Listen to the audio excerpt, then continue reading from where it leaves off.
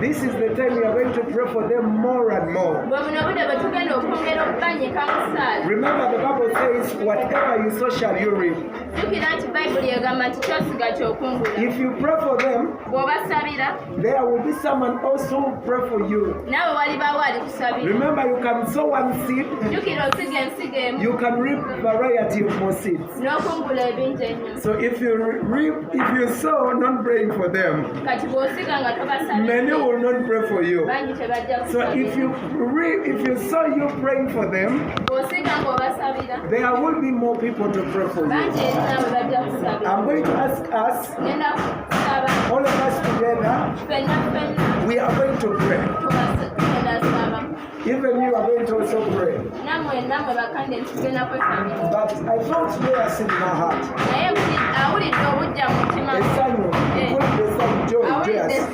felt joyous in my heart. Hallelujah. I felt joyous. I am joyous. Hallelujah. For what the Lord has done for this, our candidates.